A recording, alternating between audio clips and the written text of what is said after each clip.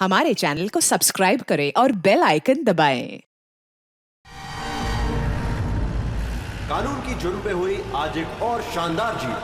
खतरनाक मुजरिम बाला सिंजू, जिसे बच्चों की तस्करी के लिए देश के हर राज्यों की पुलिस तलाश कर रही थी, वो आखिरकार सीआईडी के हाथों पकड़ा गया। अब सीआईडी की टीम बाला से पूछताछ करेगी और बाला के इंटरोगेशन का वीडियो बना के उसे सबूत के तौर पर अदालत में पेश करेगी, ताकि बाला को सख्त से सख्त सजा दी जा सके।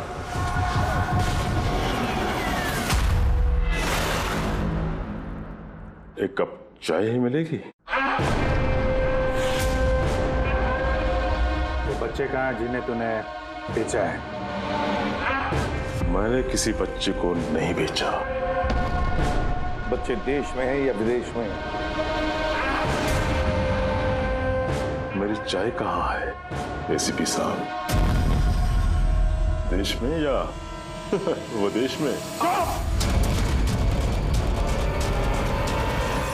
बाला, उन बच्चों को सही सलामत उनके माँ बाप तक पहुंचाने की कसम खाई है हमने। अगर उनको कुछ हुआ ना, तो तेरे साथ वो करेंगे जो तू सपने में भी सोच नहीं सकता।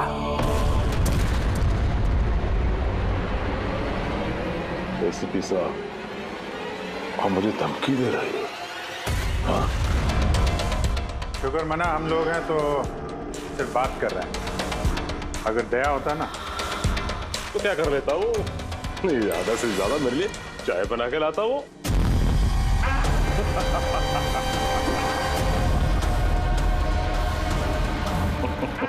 नीचे का। अरे मैडम जी, आप ही मेरे लिए चाय बना के ले। वैसे भी औरतों का काम रसोई घर में होता है, ये सीआईडी में कहाँ कर रहे हो आप? तेरी तो और अगर मुझे मैडम जी के हाथ की चाय अच्छी लगी, हाँ, तो मैं इनसे शादी करने के बारे में भी सोच सकता हूँ। वकील साहब, ये हद से ज्यादा बढ़ रहा है। क्यों? तुझे इतनी प्रॉब्लम क्यों हो रही है बे? हाँ? तेरा इस मैडम के साथ कोई चक्कर वक्कर है क्या? ये आपने क्या किया? मेरे क्लाइंट पे हाथ उठाया आपने?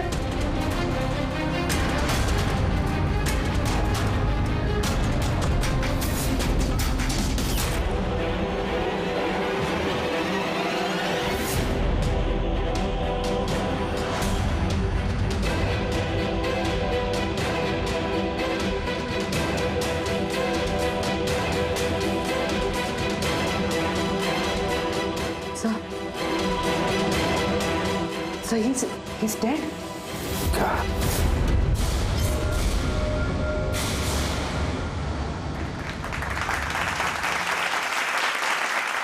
Good evening ladies and gentleman and welcome to सवाल जवाब। मैं आपका होस्ट अभय कुमार आपका स्वागत करता हूं। आज का विषय या डिबेट है कि क्या हमारे देश में कानून के रखवाले कानून से बड़े हैं? आप सब लोग ने हाल ही में इस केस के बारे में सुना होगा, जहां सीआईडी के सीनियर इंस्पेक्टर मिस्टर अभिजीत पर बाला नामक एक क्रिमिनल की मौत का इल्जाम लगाया गया। इसलिए आज हमारे साथ मौजूद है खुद senior inspector Abhijeet from the CID bureau, उनके साथ ही ACP Pradyuman ji, welcome sir, और senior inspector Daya CID bureau से। हमारे पैनलिस्ट हैं ex army officer mister Ranveer, ex IB officer Sanjeet ji और एक्स जज मिस मंदिरा, और साथ ही हैं क्राइम के सीनियर एडिटर मदन कुमार जी, और साथ में मौजूद हैं और सीनियर जर्नलिस्ट और ह्यूमन राइट एक्टिविस्ट। तो मैं शुरू करना चाहूंगा ह्यूमन राइट्स एक्टिविस्ट से। कहिए, इस केस के बारे में आपका क्या कहना है? इनके जैसे ऑफिसर्स की वजह से ही कानून का नाम खराब हो रहा है इस देश में। बिल्कुल ठीक। हाथ में गन या ताकत क्या आ जाती है, इन्हें लगता है कि अपने मनमर्जी करेंगे और मानव अधिकार की धज्जियां उड़ा देते हैं इन जैसे कानून के रखवाले। हाँ, मैं तो कहता हूँ कि इन पुलिस वालों से गन ही वापस ले लेनी चाहिए। गन चलाने की नैतिकता क्या होती है इन लोगों को समझ में नहीं आती। जी मैं तो ये कहूंगा कि ये लोग सिर्फ राई का पहाड़ बना रहे हैं। बाला सीआईडी वालों के साथ बदतमीजी कर रहा था। अब ऐसे में अगर हाथ उठ भी गया तो इसका मतलब ये तो नहीं है ना कि अभिजीत पर खूनी बनने का ठप्पा ही लगा दें आप लोग। और किसी मुजरिम से होता गलती से एक खून तो क्या आप उसे छोड़ देते हैं या फिर कोई आम इंसान से? नहीं ना। तो फिर जो नियम आम इंसान पे लागू होता है वो इन सीआईडी वाले पे क्यों ना हो? मिस मंदिर, आप कब से चुप बैठी हैं? इस विषय के बारे में आप क्या कहना चाहेंगे? अभी जी मैं चुप इसलिए हूं क्योंकि जिस सीआईडी टीम की बहादुरी की मिसालें लोग देते हैं उनको आज यहाँ अपमान करना ठीक है क्या? देखिए, मेरे हिसाब से इस बहस का कोई अंत नहीं कि अभिजीत सही है या गलत। ये सब अपने अपने नजरिए पे डिपेंड करता है। अब मैं बात करना चाहूंगा एसीपी प्रद्युमन जी से, जिनका लंबा करियर जो देश के प्रति जिम्मेदारी और फर्ज से भरा हुआ है। इस केस में आप किसका साथ देंगे? सीआईडी के अभिजीत जी का या फिर कानून का? देखिए, आज तक मैं हमेशा कानून का साथ देता आया और आगे साथ देता रहूंगा। इंसाफ होके रहेगा और मैं ये कहने का किसी को भी मौका नहीं दूंगा कि कानून हम सीआईडी वालों के लिए अलग है और आम लोगों के लिए अलग।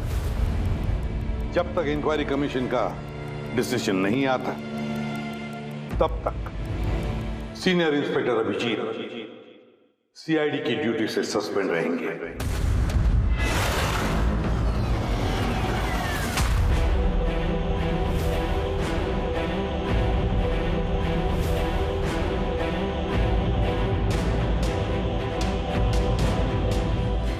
एक मिनट सर।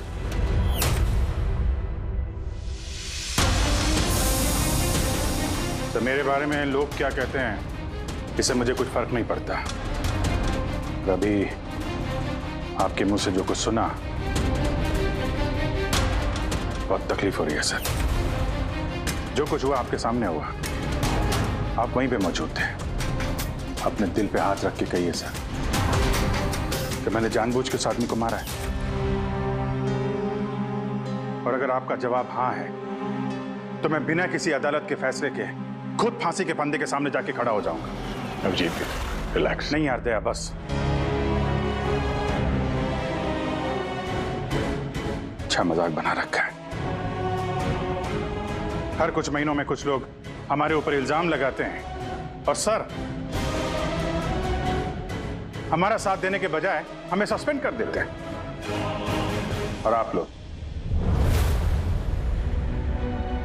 बड़ी बड़ी बातें कर रहे थे मानव अधिकार की। क्या कह रहे थे आप? हमारे हाथों से गन ले लेनी चाहिए। अगर आज आप लोग अपने घरों में सुरक्षित तरीके से होली दिवाली मना रहे हैं वो इसलिए कि हमारे हाथों में गन्स हैं। हम लोग रात भर जागते हैं ताकि आप लोग चैन की नींद सो सकें। जब मुजरिम यहां सर पे बंदूक तानता है, छाती पे गोली चलाने वाला होता है और तब आपको यह याद दिलाया जाता है कि आपको पलट के मुजरिम पे वार नहीं करना है, सिर्फ टांग पे गोली चलानी है, उस दिन मैं आपसे ह्यूमन राइट्स और मानव अधिकार की स्पेलिंग पूछूंगा। उस दिन। आज मैं दुनिया वालों के सामने खुल के बोलना चाहता हूं, बाला जैसे आदमी को जिंदगी जीने का कोई अधिकार नहीं। वैसे भी अदालत उसे फांसी की सजा देती ना। कुछ दिन पहले मर गया तो कौन सा तूफान आ गया? और इतने साल अगर सीआईडी में मेरे हाथ बंधे नहीं होते तो इन जैसे लोगों का इंसाफ मैं कब का कर चुका होता है। और वैसे भी ऐसे कानून का क्या फायदा है जो मुजरिमों को सजा नहीं दे सकता? और वो कानून मुझे क्या सस्पेंड करेगा? मैं खुद सस्पेंड करता हूं ऐसे कानून।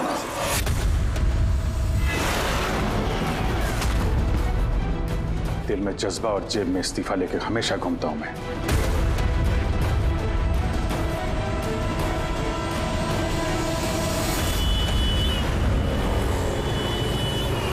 अरे यार हम लोग तो दोस्त हैं यार, दोस्त। अरे मेरे दोस्त, क्या चाहिए आपको आज? अरे कुछ मेरे दोस्त के लिए लेके आओ यार।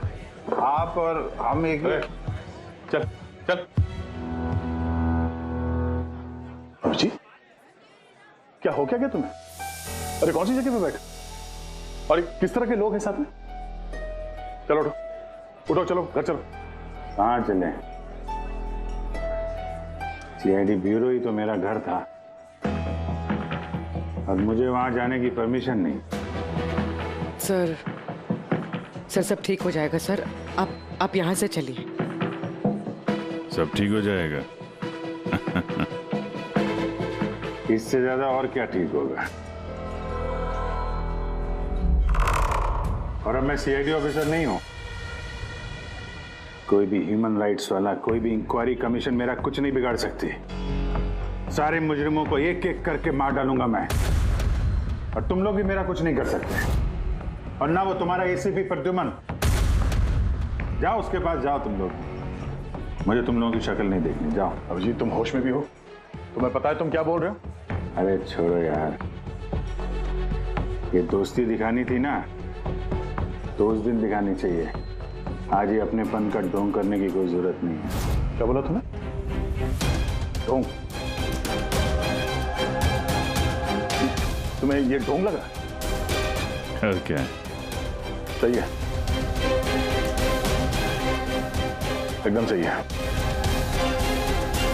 सर जाओ जाओ, तुम भी निकलो।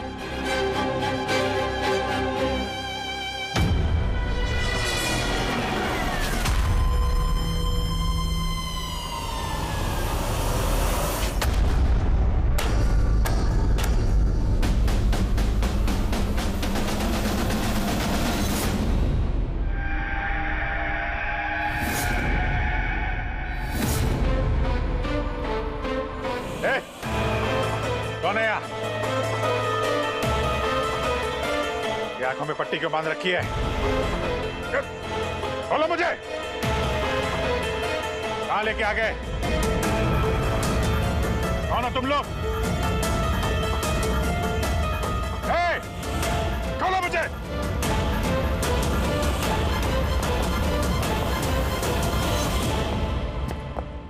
कौन हो तुम लोग? पट्टी खोलो।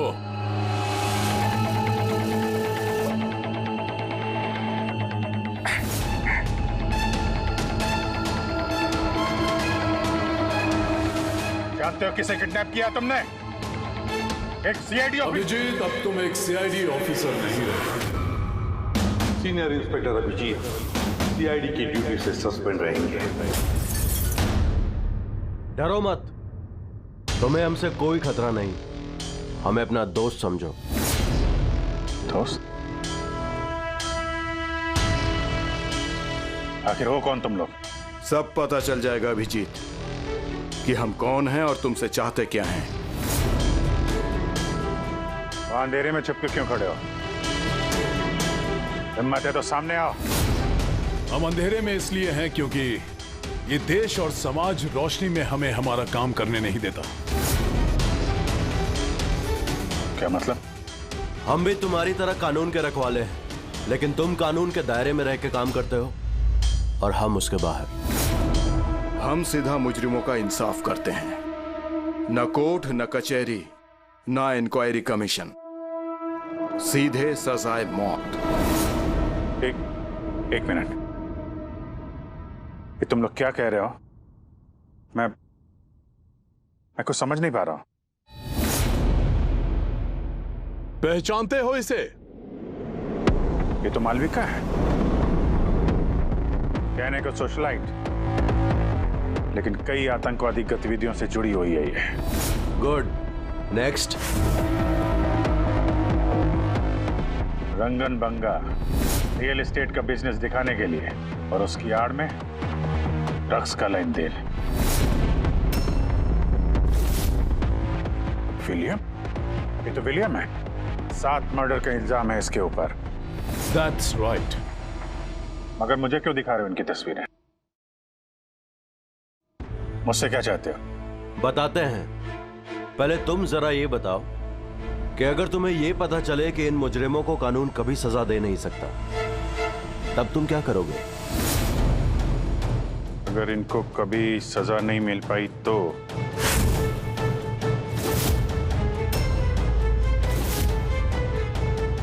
मैं खुद मार दूंगा इनको। वैसे भी किसी भी मुजरिम को इस धरती पे सांस लेने का हक नहीं है। सबको कुचल के मार देना चाहिए, सबको। Very good. तुम्हारे अंदर हम यही जोश और जुनून देखना चाहते थे। हम तुम्हारा दर्द समझ सकते हैं अभिजीत। अगर बाला गलती से मारा भी गया तो क्या फर्क पड़ता है, था तो वो एक मुजरिम ही ना। So he's dead? अब तुम ही बताओ अभिजीत, इतने सालों की ड्यूटी का ये जो सिला मिला है तुम्हें, क्या ये ठीक है? इनके जैसे ऑफिसर्स की वजह से ही कानून का नाम खराब हो रहा है इस देश में। और मानव अधिकार की धज्जियां उड़ा देते हैं इन जैसे कानून के रखवाले। हाथ में गन या ताकत क्या आ जाती है, इन्हें लगता है कि अपनी मनमर्जी करेंगे। नहीं, बिल्कुल ठीक नहीं है। सिर्फ मैं ही जानता हूं सम्मान का घूंट पीने से क्या बीत रही है मुझ पे। किस आग में चल रहा हूं मैं। हम समझते हैं अभिजीत, इसलिए तो तुम्हारी तरफ दोस्ती का हाथ बढ़ा रहे हैं। हमारे गैंग का काम है उन मुजरिमों का सफाया करना जिन्हें अदालत ने खुला छोड़ रखा है। बनोगे हमारे गैंग का हिस्सा? सोच क्या रहे हो अभिजीत? हमारा साथ दोगे या फिर उस सिस्टम का जिसने अनजाने में हुए एक हादसे के लिए तुम्हें सजा दी? मैं नहीं जानता कि तुम लोग कौन हो, पर जब लड़ाई जुर्म और मुजरिमों के खिलाफ है तो अभिजीत का जवाब हमेशा हाँ है। और इससे पहले तुम्हें अपनी वफादारी की परीक्षा देनी होगी। वफादारी की परीक्षा? कौन है आदमी? छगन। आज तक 5 औरतों को मार चुका है ये, और अदालत ने इसे दिमागी रूप में बीमार करार देकर रिहा कर दिया। लो रिवॉल्वर और चलाओ गोली।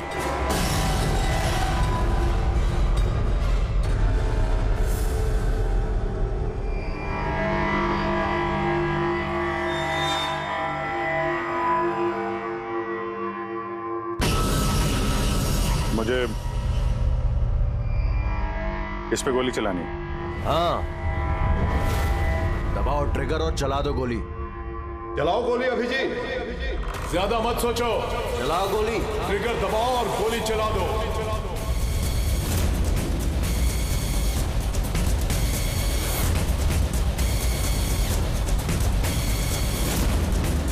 चलाओ गोली। चलाओ गोली। चलाओ गोली अभिजीत, चलाओ। चलाओ गोली।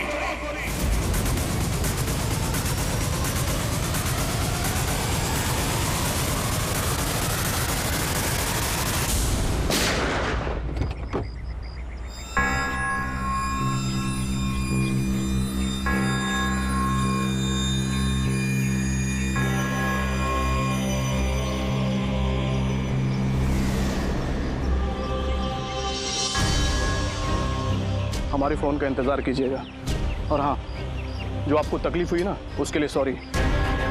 और एक बात ध्यान में रखिएगा, फोन हमेशा अपने साथ रखिएगा। अगर बाथरूम जाना है तो भी।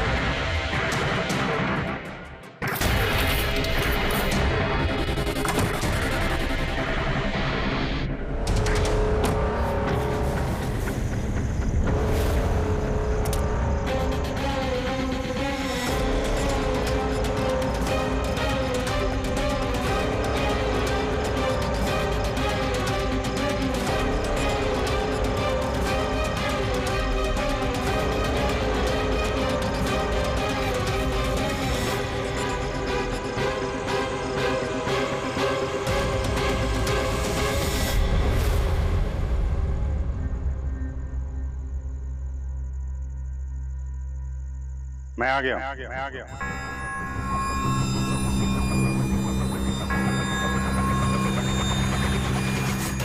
हमारा अंदाजा सही निकला।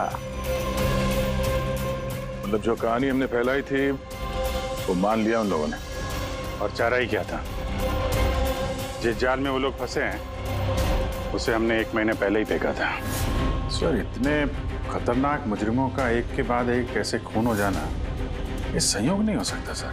सर, इन सब मुजरिमों का ये नया दुश्मन कहाँ से आ गया? आ गया या आ गए, इन पांचों का कोई एक ही दुश्मन होना जरा मुश्किल लगता है। पर सर, अलग अलग दुश्मन है तो फिर सबने एक साथ हमला कैसे किया?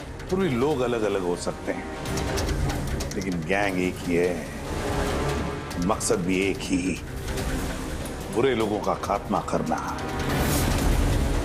लेकिन कानून को अपने हाथ में लेकर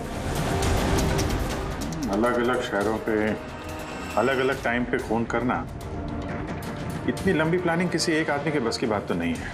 बिल्कुल ठीक कह रहे हो अभिजीत। लगता है कुछ मिल गया तुझे, हैं? हाँ बस। क्या?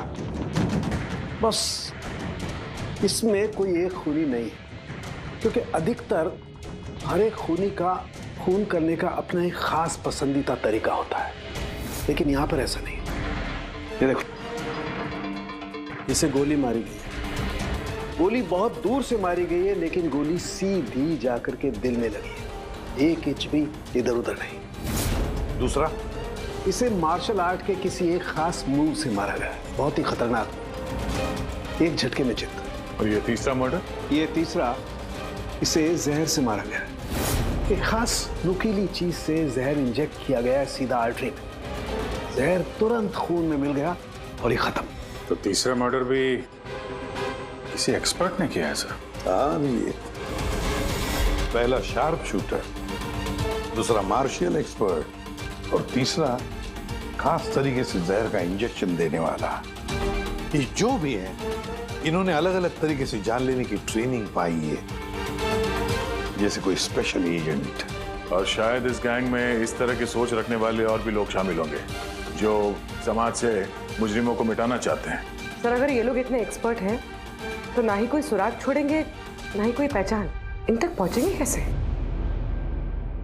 लोहा लोहे को काटता है पूर्वी। इन लोगों के गैंग तक पहुंचने का एक तरीका है, बाला की मौत का नाटक।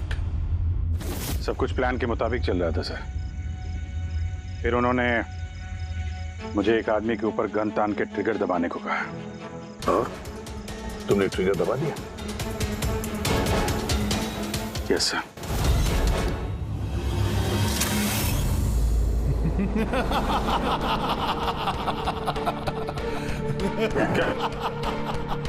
क्या मतलब है ये सब? हाँ? कहा था ना हमने, तुम्हारी परीक्षा ली जाएगी ये देखने के लिए कि तुम इस काम को अंजाम दे सकते हो या नहीं। तो मुझे किसे मारना है?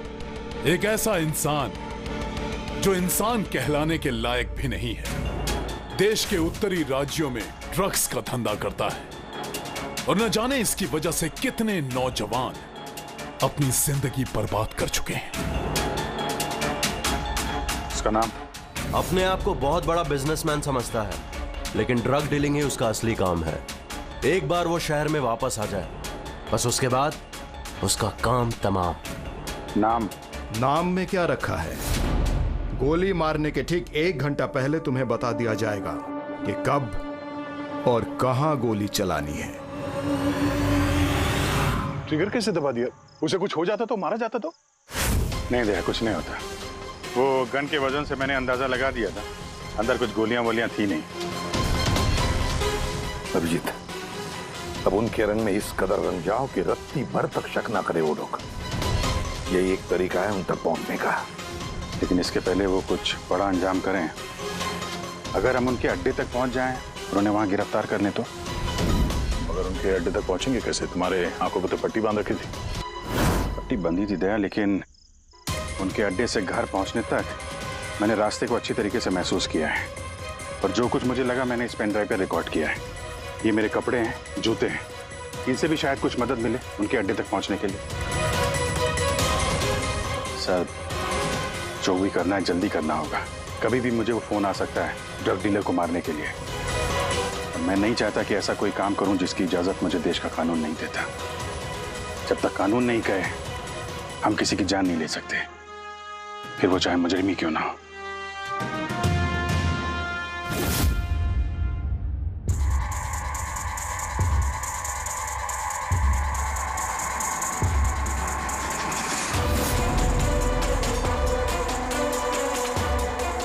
ध्यान से सुनना, कुल मिला के 1.5 घंटे लगे थे मुझे उनके अड्डे से अपने घर आने में।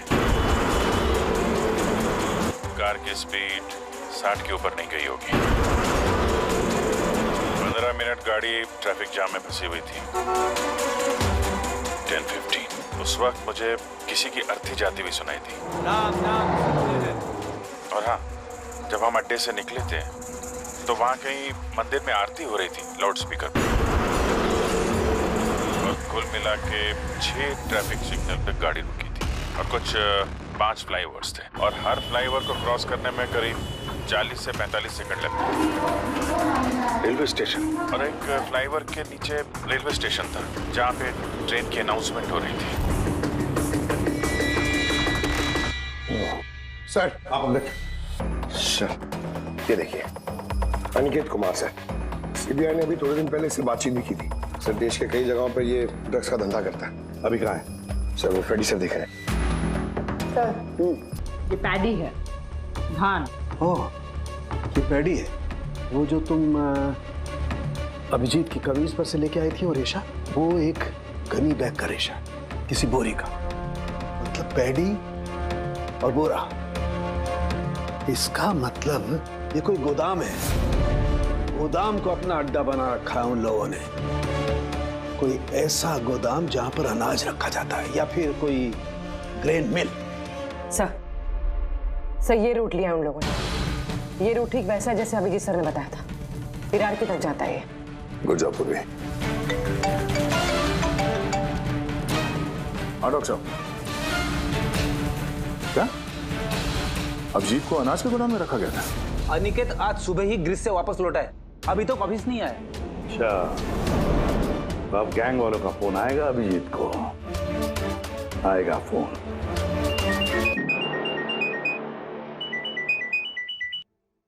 हेलो, आपके लिए एक खुशखबरी है अभिजीत सर। जिस घड़ी का आपको इंतजार था वो आ गई है।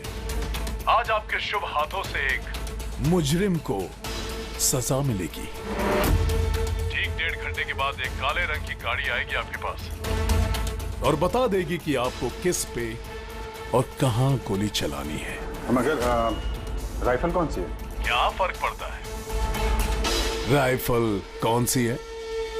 आपको तो सीआईडी ट्रेनिंग में हर किस्म की ट्रेनिंग दी जाती है ना? मैंने ट्रेनिंग तो मुझे सारे हथियारों की है, लेकिन मेरे पास सिर्फ एक ही चांस है गोली मारने का। तो अगर मुझे पता हो हथियार कौन सा है तो थोड़ी आसानी होगी। RS 451। Okay, RS 451।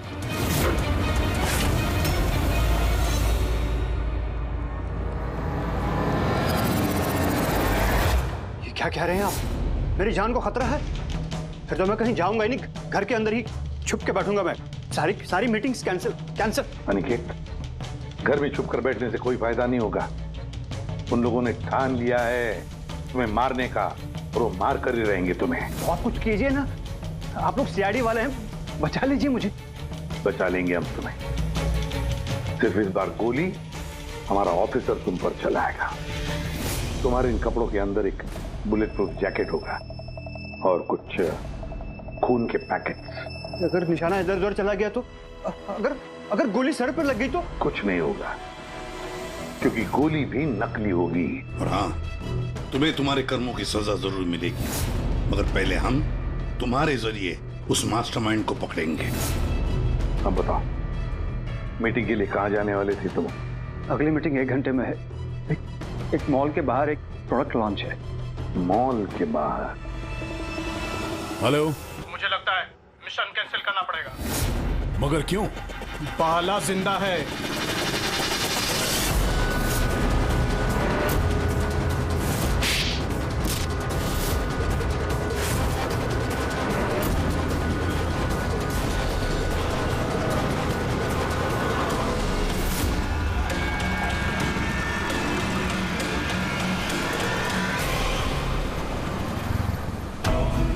बहुत बड़ा धोखा हुआ हमारे साथ में। अभिजीत के हाथों किसी का खून हुआ ही नहीं है। प्लान कैंसिल नहीं करेंगे आप। सीआईडी और अभिजीत को इस धोखे की बहुत भारी कीमत चुकानी पड़ेगी।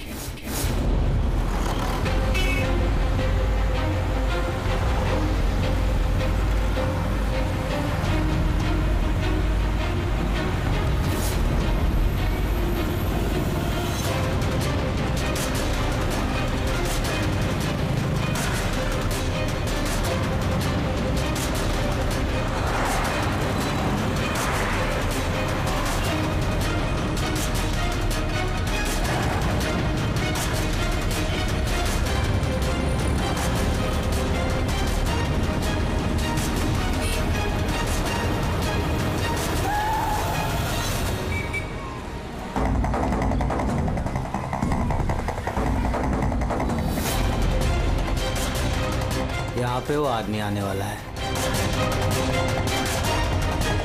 पर वो आदमी आया कौन?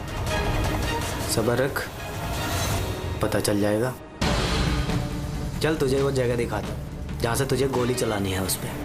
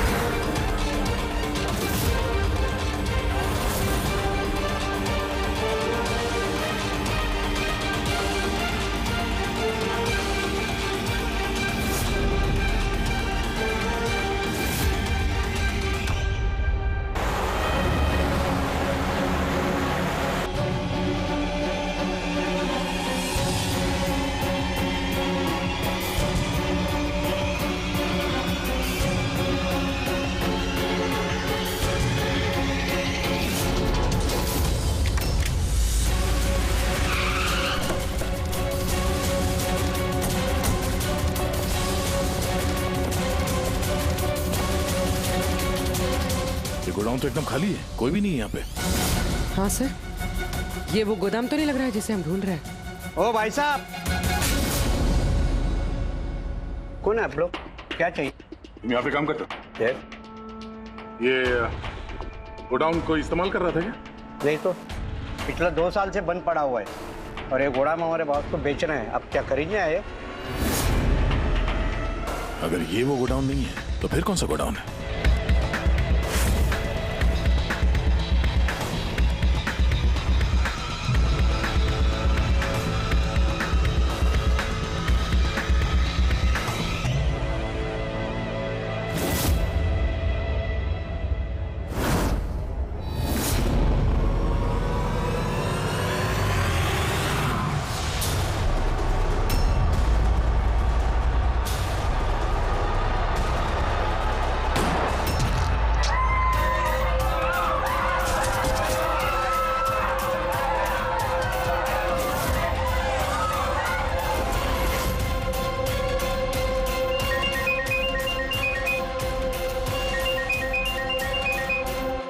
मुबारक हो अभिजीत, तेरी कामयाबी के लिए।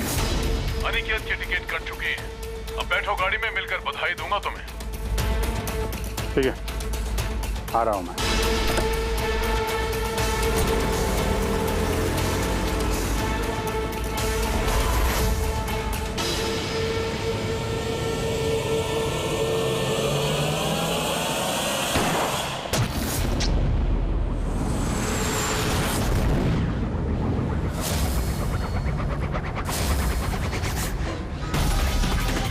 पंकज, पूरा छोड़ना नहीं।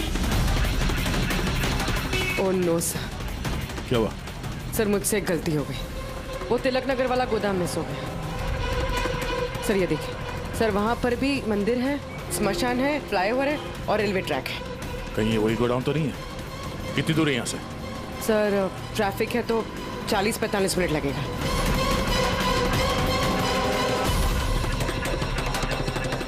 ये तो असली खून है फ्रेंड। सर मुजरिमों को पता था हमारे प्लान का। अभिजीत सर नकली गोली चलाने वाले थे। अभिजीत की जान को खतरा है। दया को फोन करना होगा। दया, देखो अनिकेत पर किसने गोली चलाई है, असली गोली। हाँ, अभिजीत की जान को खतरा है। उनके अड्डे का पता चल गया? नहीं सर, ढूंढ रहा हूँ। जल्दी जल्दी दया, टाइम नहीं है हमारे पास।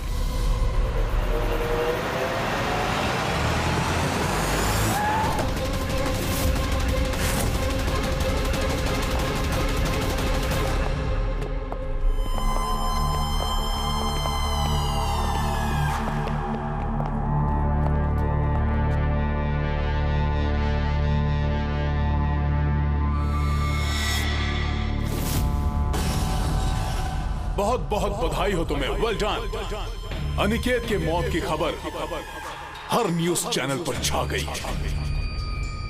और अब तुमने हमारा विश्वास जीत लिया है।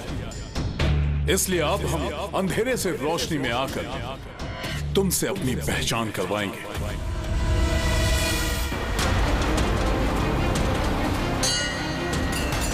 ये मंदिर है।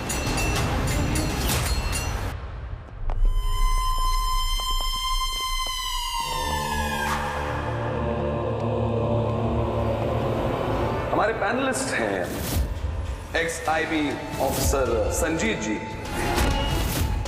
एक्स जज miss Mandira, ex army officer mister Ranveer. Oh, तो आप लोग हैं?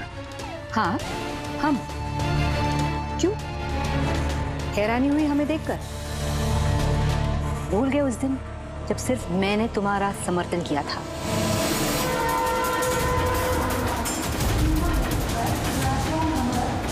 ये रेलवे स्टेशन। अभिजीत, हम सबका मकसद एक है, जुर्म का सफाया।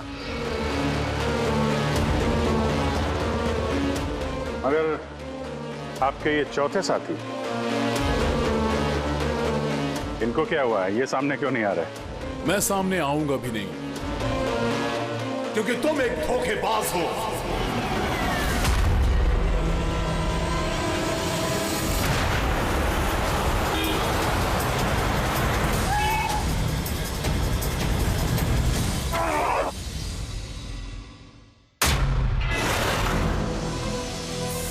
बाला जिंदा है? हाँ, ये जिंदा है, क्योंकि ये सब सीआईडी की सोची समझी चाल थी हमें फंसाने के लिए।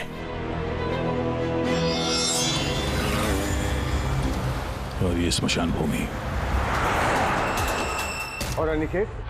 वो भी जिंदा होगा। जरूर इस अभिजीत ने उसे नकली गोली मारी होगी।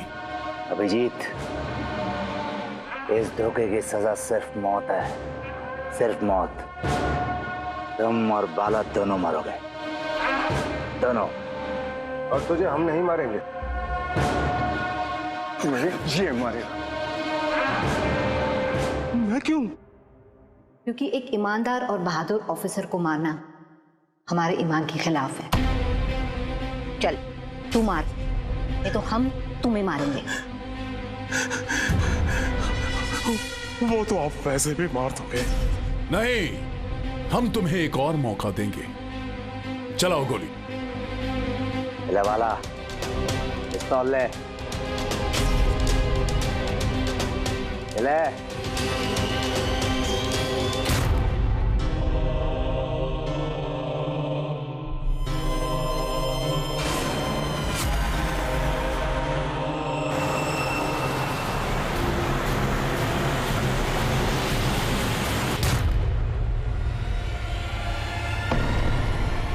मार दो उसे, मारो, मारो अभिजीत को गोली।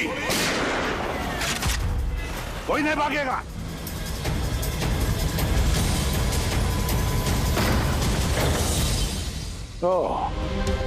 अभय जी, तो आप है सबके पीछे, समाज को सुधारने निकले थे तुम? हाँ? चल। मैं आपका होस्ट अभय कुमार। हम लोगों ने जो कुछ भी किया उसका हमें बिल्कुल अफसोस नहीं। हम लोग भी देश के लिए कुछ करना चाहते थे, जैसे आप लोग करना चाहते हो। देश के लिए कुछ कर गुजरना बड़ी अच्छी बात है, पर जो रास्ता तुम लोगों ने अपनाया ना, वो गलत है, कानून के खिलाफ है। तो कानून कौन सा 100% परफेक्ट है? ये वही कानून है जिसके चलते इतने सारे मुजरिम समाज में आजाद घूम रहे हैं। उस अनिकेत को भी आपने बचा लिया ना? हाँ, अनिकेत को हमने बचा लिया, सिर्फ गोलियों से, कानून से नहीं, समझे? रही बात परफेक्शन की, तो 100% परफेक्ट कुछ भी नहीं होता है, उसे बनाना पड़ता है। आप लोगों का तरीका क्या परफेक्ट है? क्या गारंटी है इस बात की कि अपनी सनक के चलते तुम लोगों ने सिर्फ गुनहगारों को ही मारा है, किसी निर्दोष को नहीं? अब उसी अदालत के सामने जाकर अपनी शिकायत पेश करना, उस अदालत से जिससे तुम इतने परेशान हो। अब वही अदालत तुम्हारा इंसाफ भी करेगी। अब पता चलेगा तुम लोगों को कि अपने देश के कानून की मर्यादा का एहसास क्या होता है। केस बड़ा ही पेचीदा था सर। हाँ, तो मुजरिम भी तो पकड़े गए और एक केस खत्म। चलो भाई, घर नहीं जाना क्या? मगर अभी एक अपराधी को पकड़ना बाकी है। क्यों दया? Hello CID. कौन है आप लोग? क्या चाहिए? मैं विक्रांत हूँ, क्राइम टीम से। हमें यहाँ की तलाशी लेनी है। ये सर्च वारंट है। तलाशी?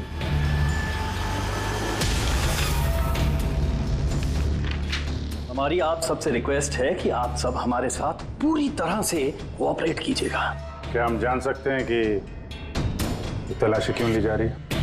दमन के फांसी वाले केस में आप सबके खिलाफ कंप्लेंट है कि आप सब ने एविडेंस के साथ छेड़छाड़ की थी।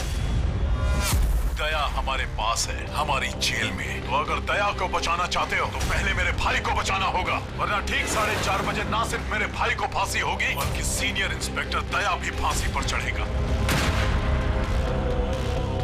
तलाशी शुरू करो। आप सबके फोन रिकॉर्ड्स भी चेक किए जा रहे हैं। अब आप सब पे कड़ी नजर रखी जाएगी।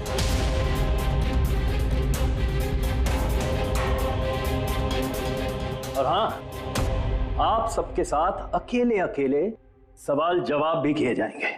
मेरी आपको पर्सनल सलाह है, जो भी बोलना बिल्कुल सच बोलना। ये सीआईडी का फ्यूचर तय करेगा। सीआईडी से हैं, कोई पानी का बुलबुला नहीं। और तुम कौन होते हो हमारा फ्यूचर तय करने वाले?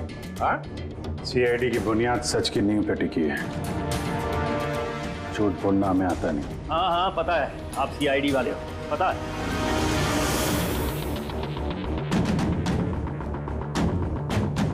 लेकिन आप जो भी हो, कानून से ऊपर नहीं हो। और अब वक्त आ गया है कि आपको कानून की याद दिलाई जाए। ना पता है हमें, हम कानून से ऊपर नहीं, पर हम कानून के रखवाले हैं। कानून के रखवाले हम सीआईडी वाले, और हम गर्व से कहते कि हम सीआईडी वाले हैं। और हमारे खून का एक एक कतरा सीआईडी को और इस देश को समर्पित है। For more updates, subscribe to our channel, click the show links and enjoy watching the videos.